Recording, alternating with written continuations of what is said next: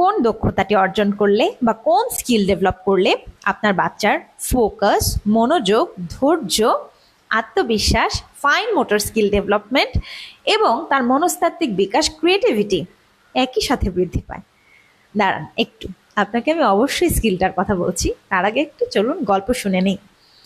ইতালির সিস্টেন চ্যাপেলে Michael Angelo সিলিংয়ে পেইন্টিং করার কাজ পান, যেটা ছিল তখনকার সময়ে প্রায় অনেক অবিশ্বাস্য একটা কাজ এবং খুব দুর্বেদ্য একটা কাজ, কঠিন একটা কাজ।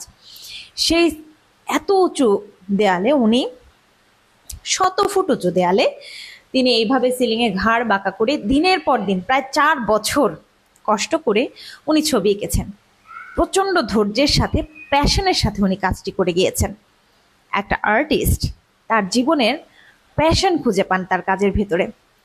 আমাদের ডিস্ট্রাকশনের যুগে আমাদের সন্তানদের নিয়ে সবচেয়ে বড় সমস্যা হচ্ছে একটা বাচ্চা কোনোভাবেই 2 মিনিটের বেশি কোথাও তার ধৈর্য ধরে রাখতে পারে না।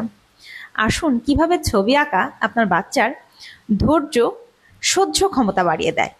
যখন সিস্টেন চ্যাপেলে মাইকেল অ্যাঞ্জেলো তার ছবি আঁকা শুরু করলো, তখন স্বাভাবিকভাবেই সবাই বলছিল, খুব ধরছিল, কিন্তু উনি তার কাজে অনড় থেকে দীর্ঘ 4 বছর দীর্ঘ পরিশ্রমের পরে অনবদ্য এক সৃষ্টি করেন।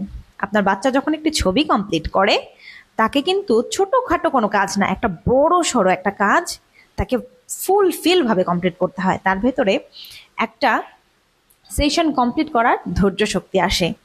যখন ছবি আঁকে বাচ্চারা, বড় বড় স্ট্রোক থেকে শুরু করে সূক্ষ্মাতি সূক্ষ্ম কাজ করতে হয়, সেটার মাধ্যমে তার তার যে ফাইন মোটর স্কিল ডেভেলপ হয়, তার ফোকাস বৃদ্ধি পায়।